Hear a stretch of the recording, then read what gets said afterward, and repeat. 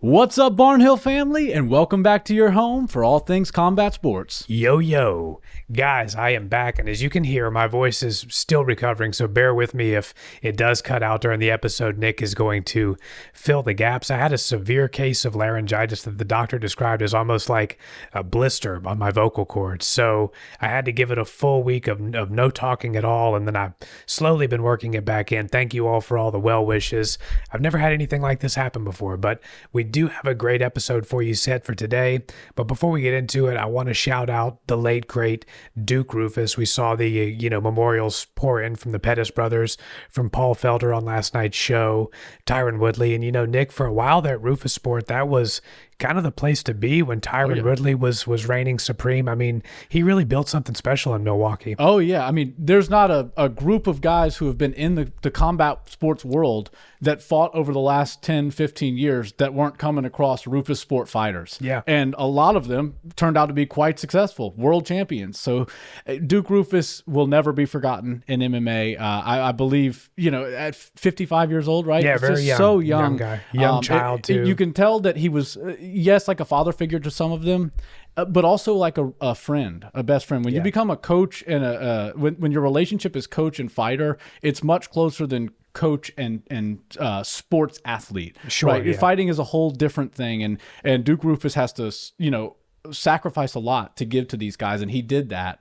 And all of them realized that, and that's why it feels like they're all so shocked. Yeah. Everybody's shocked about it, but it feels like they lost a dad or a best friend or somebody that a mentor that they could confide in. Yeah. So yes, shout out to Duke Roufus, man. Yeah, never forget. And that's actually a perfect segue because we talk about coaches caring for their fighters, and then what happened in last night's main event. RDR's coach actually called the fight. Yes. And he said he stands by his decision today. He's getting a lot of grief for it. He said, look, if I think that my fighter is not in the right headspace to go out there and to continue, and I think that he's going to take unnecessary damage, I'm going to call it 10 times out of 10. I stand by what I did. Yeah. And I think everybody will look back and respect that at some point. But let's get into that fight because I think very much like you, I had RDR kind of winning. I thought late, short notice for Brendan Allen. Mm-hmm. He's had kind of an up and down sort of year, which by the way, he's actually finished the year quite strong. Yeah. If you look at Brendan Allen early in 2025, you're like, man, this was a guy who was kind of on the rise, that maybe he's not who he thought he was. And he actually said that. He goes, after that loss in the beginning of the year, he goes, I guess I'm not who I thought I was. And now to finish probably in the top 5 is quite the turnaround. But, coming in short notice, being a guy who likes to grapple as well against a guy who's really crafty on the ground like RDR, I kind of thought he would get the better, RDR would, of the later rounds and probably find that late finish or cruise to a decision. So obviously wrong about that. What were your thoughts on the fight? Well, I thought the fight was very entertaining, and the entire Vancouver card felt a little bit weird. So it's natural that the finishing situation for the main event was like a no answer from a towel, no mask. No stand up to start the 5th round. And I love a coach that's willing to let his fighter live to fight another day. Anybody who goes out there and just wants to, you can do it. Just let's find one quick shot on him. I know you're hurt or you're exhausted, but let's go out there and try to do it. You just have to understand that these guys are too tough for their own good, and they will go out there and do that. And sometimes that it doesn't work out for them. And look, Reinier is in a better position than a lot of guys, especially if you look at boxing or a guy who comes in with heavy striking. If you're getting punched and bludgeoned all night long for 4 rounds, that's one thing. But he controlled the entire first round. As a matter of fact, some people were scoring the first round 10-8 for RDR. Yeah. Which, if he would have continued the fight, if that were the case, and then made it to the 5th round and then had any gas left, then maybe he could have made it interesting on the cards. We don't know how it would have gone. Brendan Allen was certainly taking over, and I thought if they got into the 5th round, he would have found a finish because he had just cooked Reinier at that point. It was heading that way. But what he did what Reinier did to him in the first round. Just he did it later on in the fight. And Rainier's offense looked great in that first round, but I have a feeling the isometric holds of grappling and trying to, detain and hold a person like Brendan Allen down, who's just as good on the ground, who's just as strong. it's very difficult and it's taxing on the body. Like there's two different types of movements that really you have to be proficient in to be in MMA, and that's isometrics, right? You got to be able to hold somebody and lock it down, and your muscles can't give out after 10 seconds of a hold. It's got to be endurance, it's got to be cardio, and then you have to work your fast twitch, right? Reinier doesn't really have a whole lot of fast twitch. He's kind of a slower striker, but he gets inside and then he starts to weigh on you. Brendan Allen, though, was able to understand just how much energy RDR was using to control that fight. And look, RDR sunk in that body triangle and was throwing up some submission attempts, which had Brendan Allen, defending well and getting hit a little bit in the first round, but nothing too dangerous. And honestly, as the first round ended, you're like, okay, pretty good round for RDR. If he can go rinse and repeat, this should be an easy fight for him. But it took him a second to get up off the ground. And then after round 2, it took him even longer to get off the ground. And then after round 3, he didn't even leave Brendan Allen's corner. He was just sitting there as they're like coaching and whatnot. He's just still sitting on his knees out of gas. Yeah. And then so by the 4th round, he had nothing else. And Brendan Allen really, in my opinion, deserves just as much credit as any of the other guys that were in the Khamzat Chimaev's next title fight sweepstakes.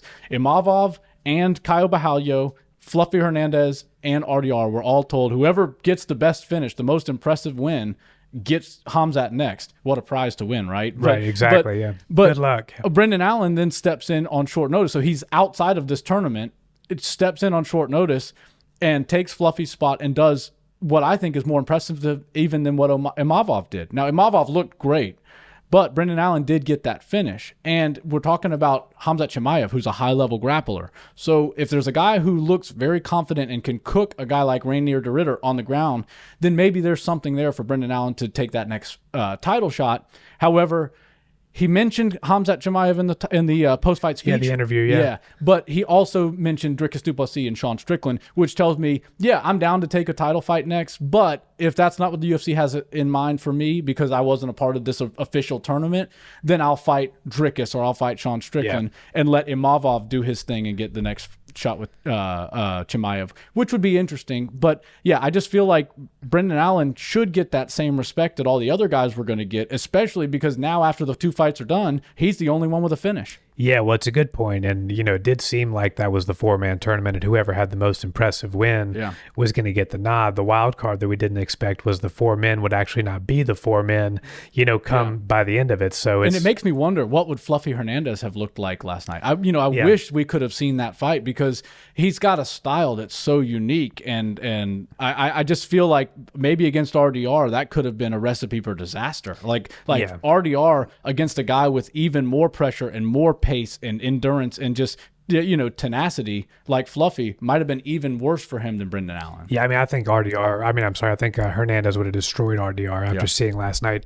2 things about Reinier de Ridder that were my takeaways from the fight. One, usually when you see the guy coming in as the short notice guy, they're the one you worry about with the gas tank issue. And Brendan Allen even said that. He said, look, leading up to this fight, I just tried to redline it as many times as I could because I wasn't in the type of cardio condition that I wanted to be in, and I knew it was probably going to be a grueling, grappling fight. And so I wanted to make myself prepared for that. But RDR was the person who was fading, seemingly after round 2. Right. And, the other thing that I think RDR really needs to address and look at is the attempts at the bottom game jiu-jitsu attacks. Yes. I've said this before, and I'll say it again, and I'm literally wearing a Roots of Fight Gracie versus Kimura shirt. Right. Shout out Roots of Fight. I'm a jiu-jitsu guy, right? I started in this world taking jiu-jitsu classes. I still love to go roll to this day. So, I got a lot of flack for my criticism of jiu-jitsu and MMA from one of the prior videos, but here's the reality. Bottom game jiu-jitsu is simply completely ineffective in today's MMA world. Yeah. If you're fighting from the bottom, if you're trying to shoot triangles, if you're working inversions to get knee bars and things like that, against a guy like Brendan Allen, who has real top pressure game and severe ground and pound, you're going to get bludgeoned, like exactly what happened to RDR last night. Yep. You're going to lose rounds, and eventually you're going to lose the fight either by corner stoppage, TKO, or whatever the case may be. Even look at somebody like a Charles Oliveira. Yeah. Charles Oliveira is somebody who liked to fight from the guard before. And when you watched him in his last fight against Matu's Gamrot, what was he doing? He was bringing the wrestling to the wrestler. He was working top position, working dominant positions. RDR in the first round looked really good because he was holding top position, taking the back, switching to mount, transitioning. I think he got a little bit too eager to get positions sometimes, and he sold out, certain positions, looking and hunting for submissions. But if he keeps trying to play this bottom guard game, God forbid he gets in there with somebody like Khamzat, right? Because there's going to be no need for the towel. It's going to be just an absolute beatdown from top position from a far superior top pressure wrestler like Khamzat. So he's got to abandon this bottom game jiu-jitsu. Right. It's not going to work for him. Right, and it's not a pile on to RDR, right? No. Because look at the bottom game jiu-jitsu in every round of that fight, regardless of who was on the bottom. Right. RDR 10-8'd Brendan Allen by being on the top. So then he basically got finished and shut out when he was on the bottom. So you understand that it's not about the position or the martial art or the discipline. It's about the guys in MMA have evolved the game to where they know how to get to a stale position. Maybe it's half guard, quarter guard, even sometimes they'll get into a full guard and they can rain serious blows down. But remember, every second that they're on top, even if it's closed guard, which is a 50-50 position in jiu-jitsu, as much as you want to call a 50-50 position. It's an 80-20 or worse in MMA. In MMA, it's 100% you're losing the fight in MMA, right? Exactly. If somebody's on top of you, you are now fighting to get back up. That should be the first thing in every fighter's mind. Okay, maybe we can throw up a submission attempt to create some space. I'm all for that. And if, look, the guy gets caught on a hook on that submission, then go for it, for sure, all day long. But it should be used to get back to your feet or used to get back to a top position if you want to use submissions. Yeah. Like you said, Charles Oliveira's, I guarantee his next submissions, just like the last one, are going to be when he gets to his opponent's back and then chokes them out. He's not going to be looking for triangles from the guard anymore. He's not going to be looking for those types of things, in my opinion. And I just feel like when you're looking at what Reinier de Ridder did last night, or what Brendan Allen did, when they were on the bottom, they had no success. When they were on the top, they had tons of success. And not only grappling success and submission threats, but the ground and pound, which is the most important thing. Yeah. What do we judge MMA fights on? First and foremost, damage. Yep. You can't do a whole lot of damage with submission attempts. You can do a whole lot of damage with ground and pound, with elbows, all that sort of stuff. And that's what broke RDR. It wasn't just the top pressure. So you really have to understand that the game is just constantly evolving, and every 6 months we kind of have to do a reset. A reset, a factory reset, and get our bearings on who's leading the sport, what disciplines are really having their way in the year. And look, Brendan Allen went out there and showed that grinding it out and just taking a top-level submission guy, a top-level grappler like RDR, and cooking him in what he does best is, I mean, in my opinion, was, like I said, more impressive than what Imavov did to Caio Borralho. Yeah, and I mean, I think we can just sum up everything we just said in the words of Daniel Cormier last night as he was commentating the fight, which I thought was a really smart comment to make. Reinier de Ridder is doing jiu-jitsu and Brendan Allen's doing mixed martial arts. Right. And that's, ultimately what cost him the fight. I want to move into the weird fight between Kevin Holland and Mike Malott. Yeah. Really strange fight. There's a lot of things to talk about here. I think the biggest thing to discuss is the elephant in the room, which is, should Miragliotta have taken a point away from that second knee to the groin? Right. My opinion on that is yes, and here's why. One, it was the second offense. Two, you look back to Drew Dober's fight, a point was taken after the first offense. Right.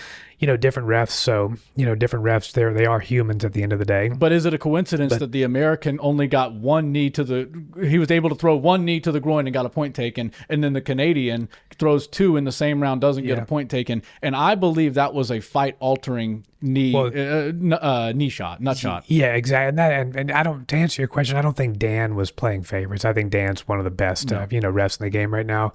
He may have made a mistake. He did make a mistake, in my opinion.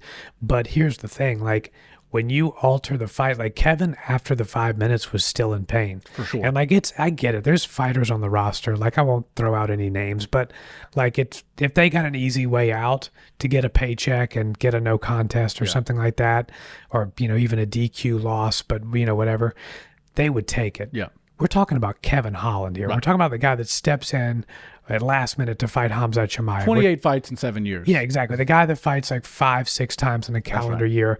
Like, Kevin's a game fighter. Kevin's not a guy that's looking for a cheap and easy way out. He's a guy that's looking to get in there and entertain every single time. He was truly in pain. For sure. And, when you alter a fight in that way and it's that close, you have to take a point. And if the ref had taken a point, the fight actually would have ended in a draw, which wouldn't have ultimately been that bad of a decision, because I don't think Mike Malott, now Kevin Holland was number 15 in the division.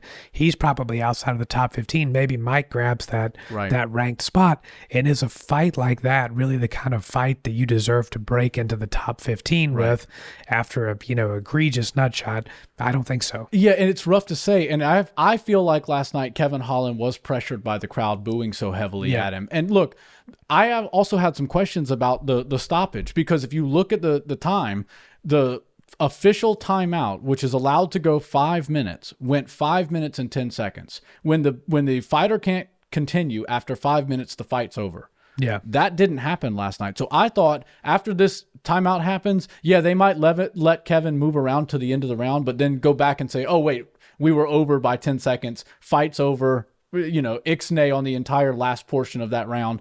This is a no contest. That's what I thought was going to happen. Well, Dan told Kevin that it went in between, or when that was happening. Rounds, yes. If you can't continue, it's a DQ loss because it was accidental. Right. And I don't think that's right either. I think that's totally wrong. And look, I'm not the kind of guy who wants to change rules, or I don't think I have the right rule set to force onto the UFC.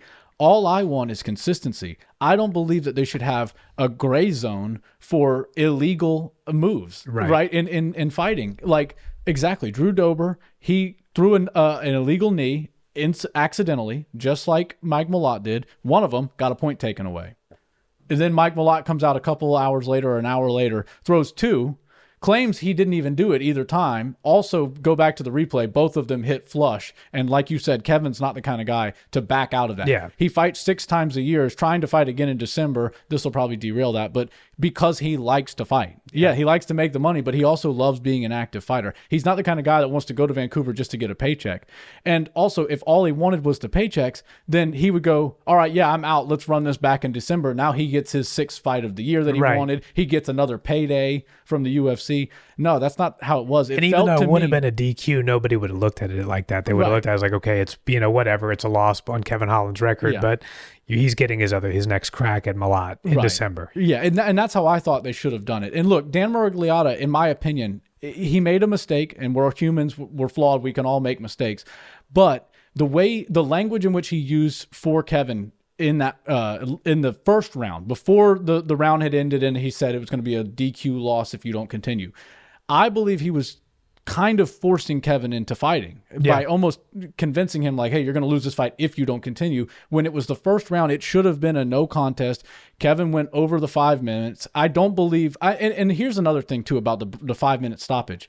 If at 3 minutes or 4 minutes into that, there is zero progress on his current situation, then we need to have a doctor step in. The doctors in there last night were like playing who's on first. They're like asking each other, hey, are you the doctor? No, this is the doctor over here. Okay, go talk to him. And like they're asking Kevin, like, are you good to continue? He's like, how am I supposed to know if I'm good to continue? I'm telling you right now that I'm in a lot of pain. Yeah. So what do you want me to do from here? So yeah, the reffing was a bit all over the place, a lot to take away from that. And in my opinion, it just felt like it tarnished the night. It tarnished Mike Malott's win, especially the way he was sort of acting in the cage, because he was trying to claim like neither of them landed. And then Miragliotta's like, dude, I heard them, especially the second one. I heard it with my ears. could hear it through the TV. Right. So, and I mean, shout out to Mike Malott. He's a good fighter, a young kid, but like I said, you don't want to crack into the top 15 that way. I think he needs to beat Kevin Holland. Yeah. I think Mike Malott needs to beat Kevin Holland fair and square.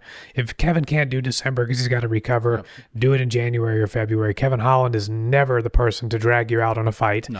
As soon as he's able, he'll get back in there with you. I think it's only fair that Mike Malott beat Kevin Holland fair and square without the nut shots. I agree. And talking about the reffing, now let's talk a little bit about judging. Zahabi versus Chito. Yeah, all over the place.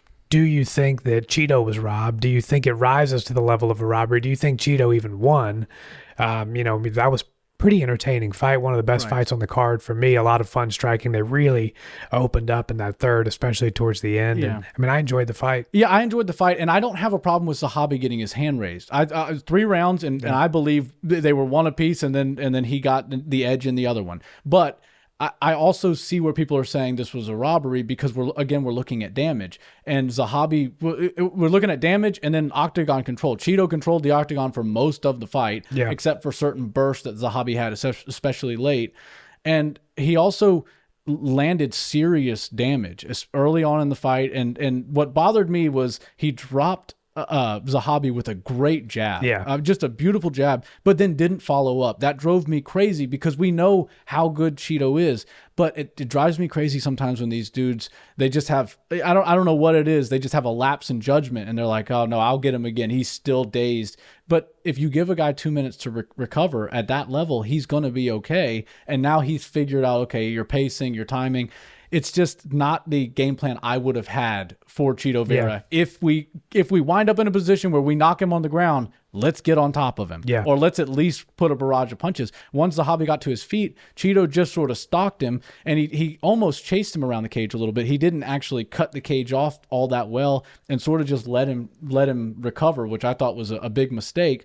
And then credit to Zahabi because he did come back pretty strong from that, and then dealt with some adversity and did what he needed to do to get his hand raised. But I will say, one of the judges I think had it 30-27 for Zahabi, and that is egregious to me because there's no way you can say he There's won. no way he won rounds. the second round. There's no way that Zahabi won the second round. Now the issue is Chito Vera. Some people say he claims that he gets robbed every time he loses, and I don't think that's the case. But if he didn't do it the other times in his career, I think people would probably cling to this one a little bit more, even though this one is not the one that you should hang your hat on. I think this was 3 rounds. It could have gone either way. I had it go in split decision. I was like, for sure 29-28, but either way it goes 29-28. Yeah, I mean, I think the way you have to look at it is that Chito definitely won round 2, and I think Zahabi at the end there definitely pulled away with round 3. Great burst. So it's like, who won the first round? And, what defines winning a round? Because when you look at the statistics, Zahabi did land more strikes, but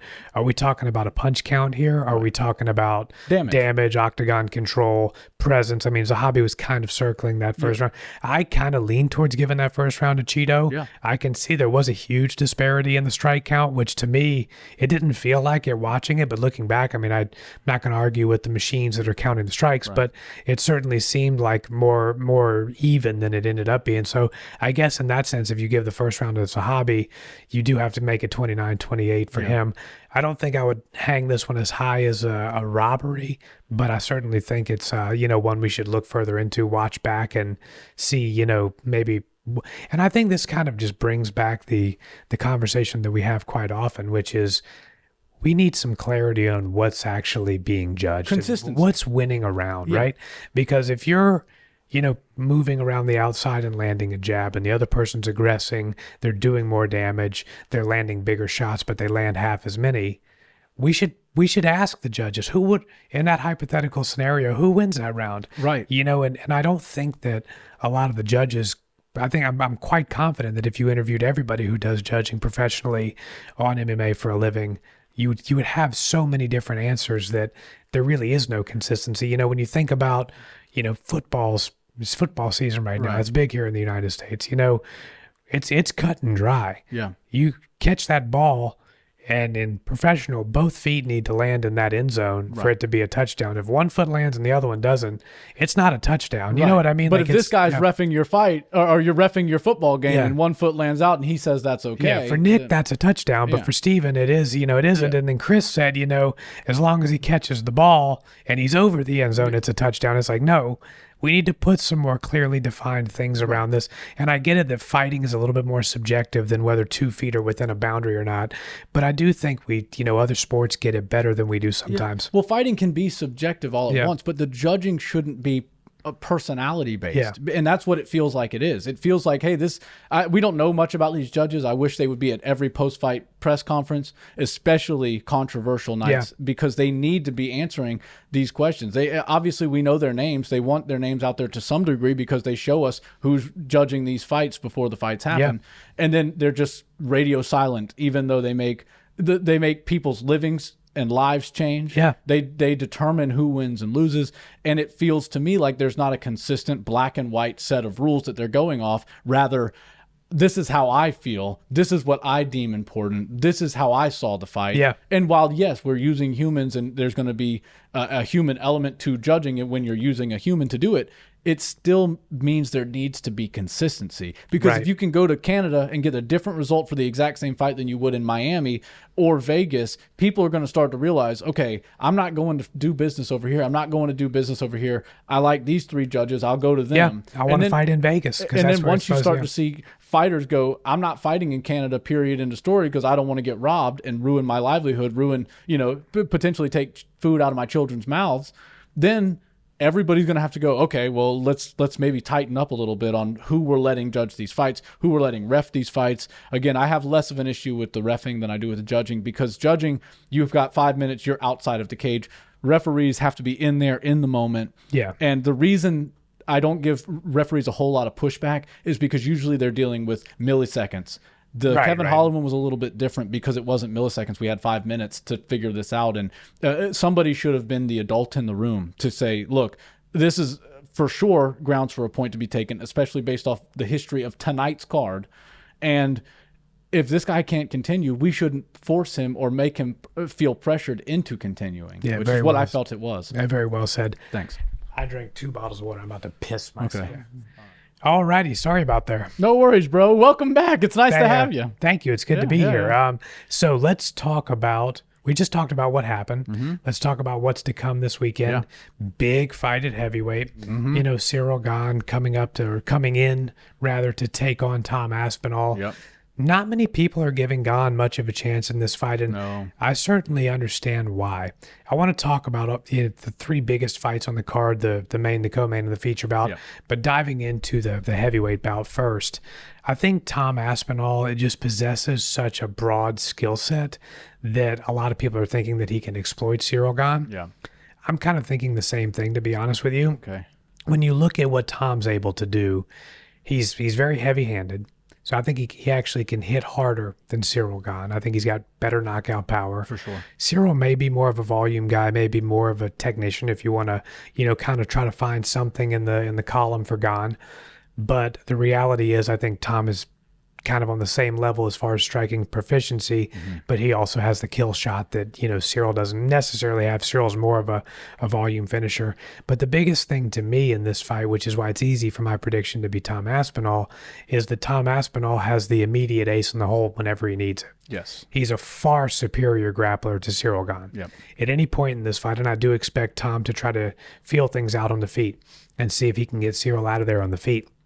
If at any point in time he's not liking what he's seeing on the feet, I think he can very easily get Ciryl to the ground, and that's an area of total domination that he has. That's an Achilles heel for Gane. We know he's not a great grappler. He's not great at defending the takedowns, and against somebody who's as proficient as Tom Aspinall and as dominant, big, heavy, strong, and technical, I just think that at any point in time, Tom can have the luxury of feeling things out on the feet. Doesn't like what he sees, boom, take it to the ground, it's over. So to me, just too many ways to win for Tom Aspinall. I like him to get Ciryl out of there in the first or second.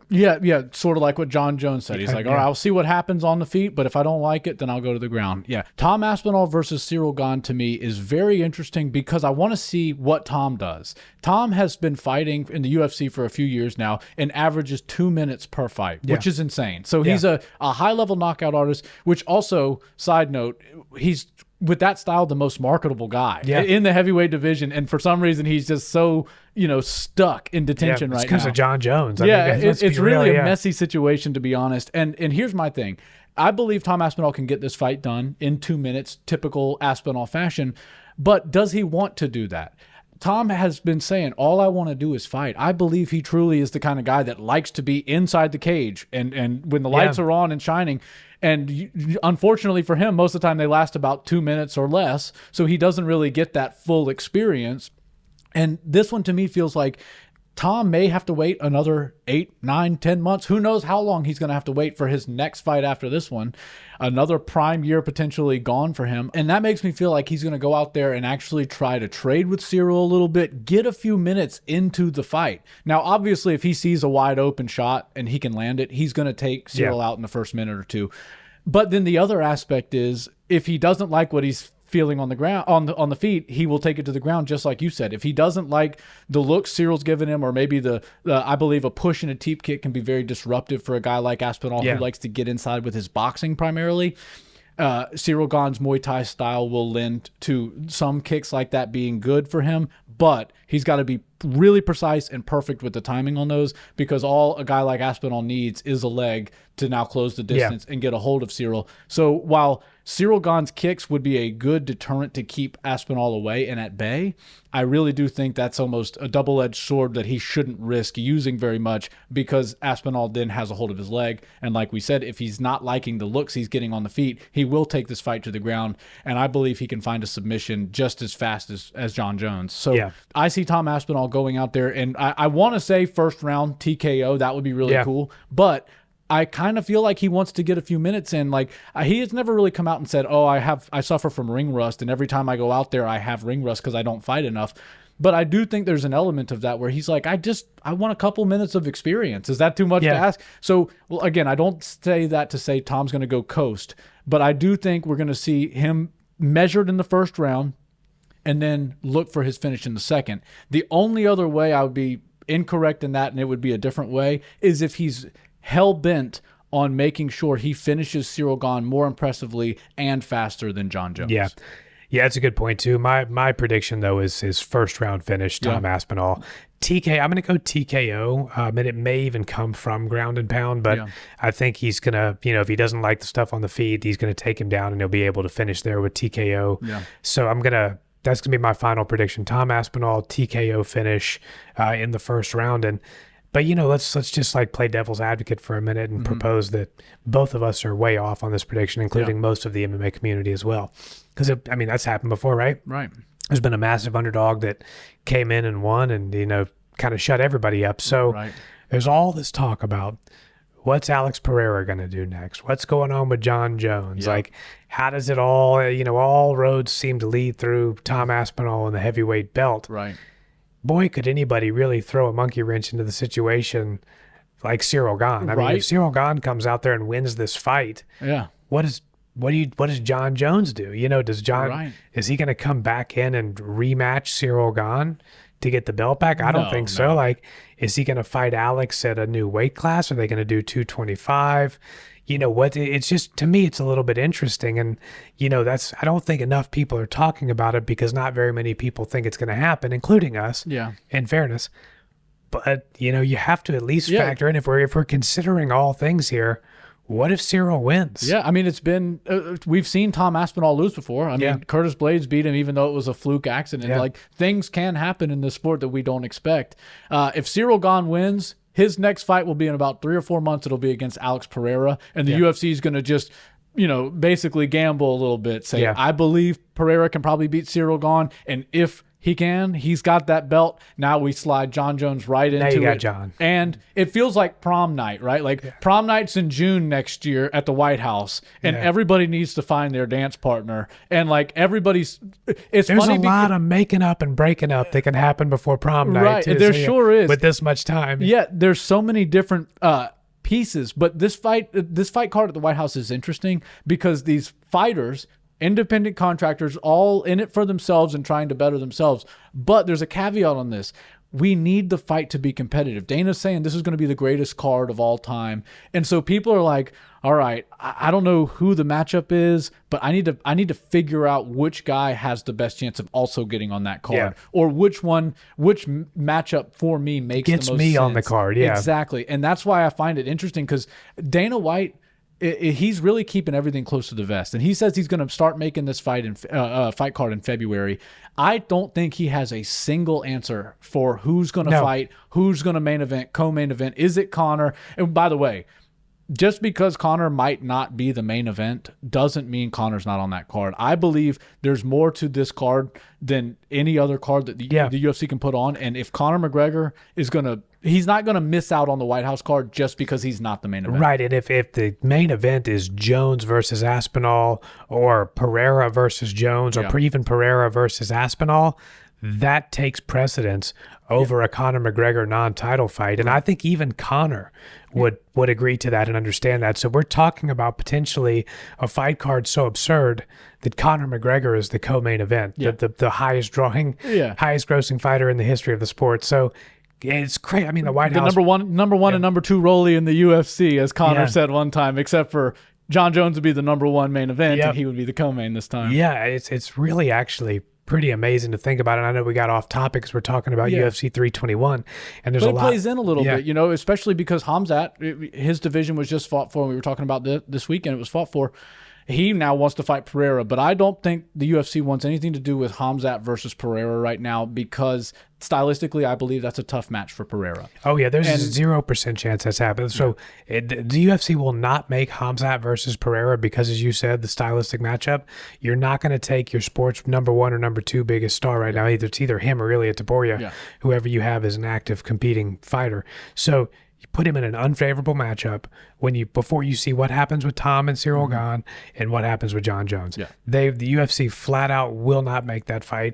Imavov is a perfect placeholder for 185, and Carlos Ulberg is a perfect placeholder if we need Pereira in there before the Whitehouse card as well. So I don't think you see any. I mean, you may see the paths cross of Khamzat and AP at some point, but not with everything that's at stake here, and not with John Jones still in the wings and the Whitehouse card upcoming. Right. It feels to me like the UFC says there's business for Alex Pereira outside of light heavyweight, but it's up. Yeah. Not down. We're not going back down anymore, and we definitely don't want Khamzat coming up and stealing the belt, because Khamzat also came out and said, I don't think they'd want me on the Whitehouse card. And remember, we're looking at the biggest stars in the sport to headline this event, and we can't have one have a major blemish on his record or get exposed completely right before he goes and does that. It's just a business. Yeah, I mean, Khamzat's not going to be on the Whitehouse card. Right, I mean, we know that. We're not going to get into all the reasons, but probably for security purposes, Khamzat Chimaev's not going to be allowed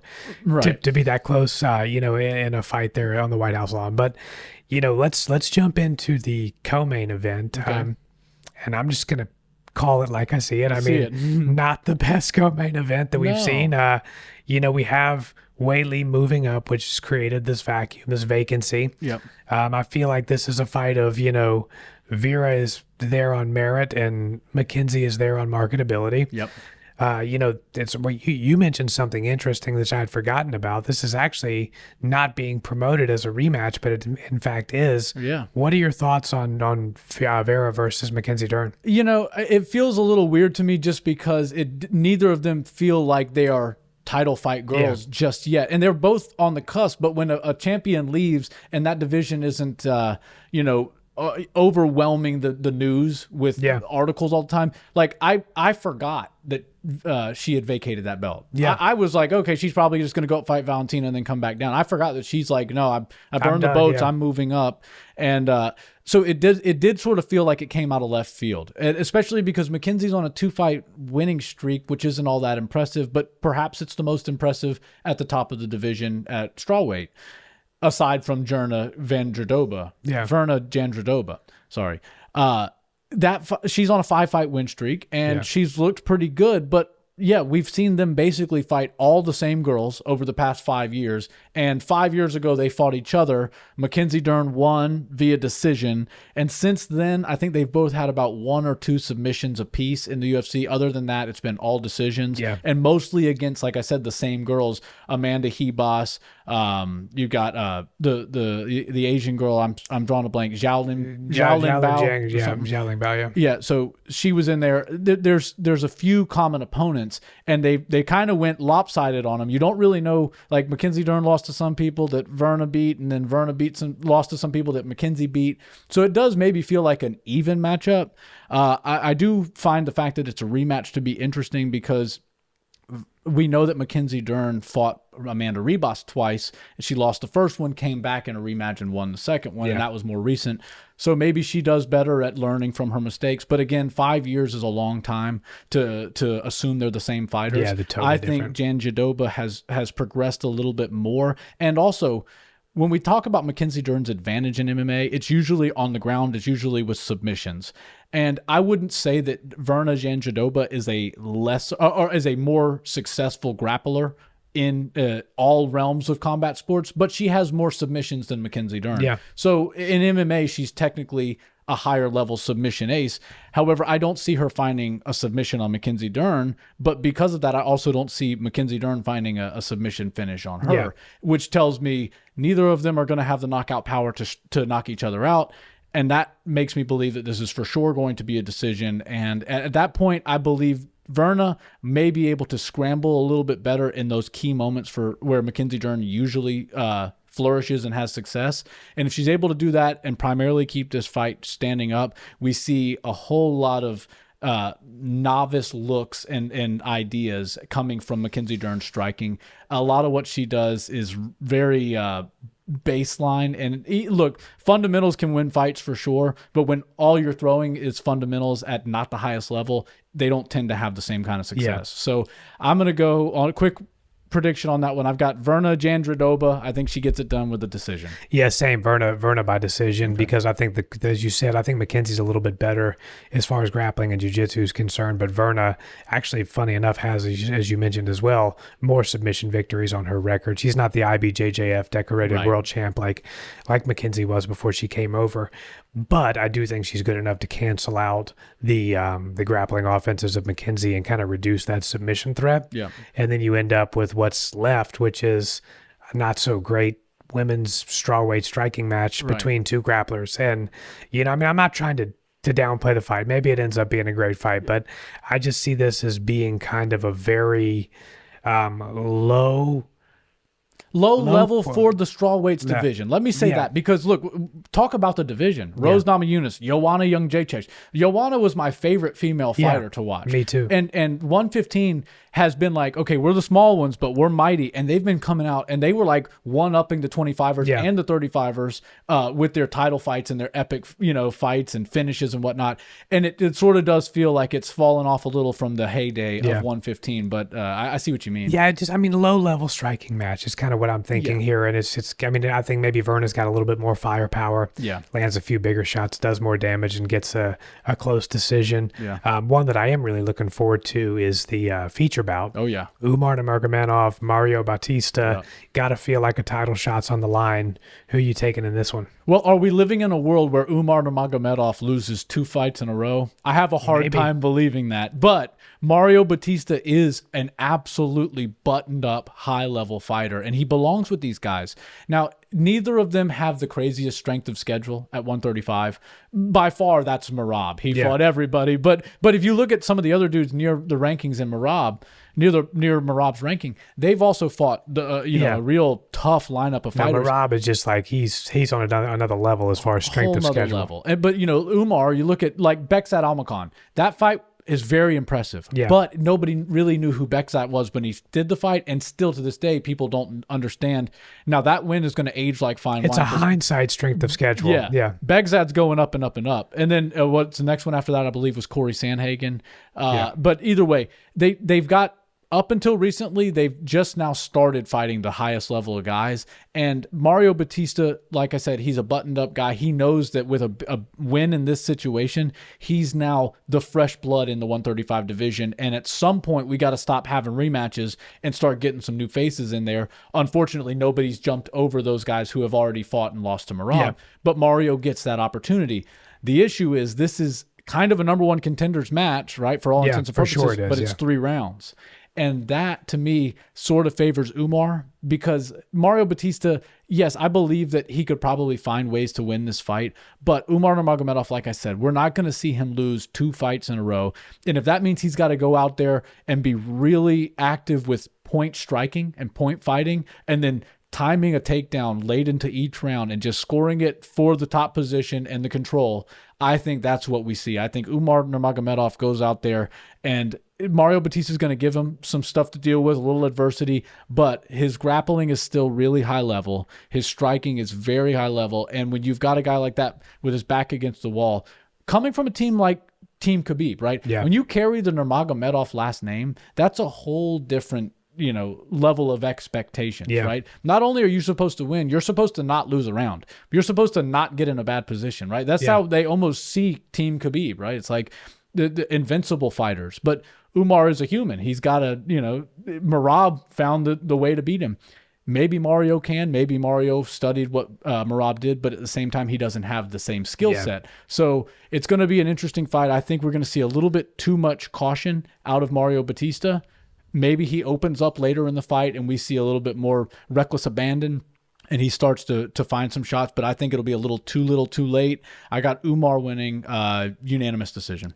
It's so funny because we get accused sometimes of purposefully picking against one another just for the shock value, which we don't do, by the way. Right. But usually just, we have differences of opinions and we have at least one of the fights that we predict where we're on opposite sides. This one I'm right with you on every prediction. Aspinall, Jandiroba, and Umar Nurmagomedov. Umar Nurmagomedov, over 15 minutes is too good for Mario Bautista to mount enough offensive to get the win. I don't think Mario can finish him. I don't think that Umar is going to finish Mario necessarily either, but I think some really good striking, some high-level kicks and stuff like that, mixed in with a few well-timed takedowns and ground control is going to be enough for Umar to win a 30-27 or a 29-28 decision.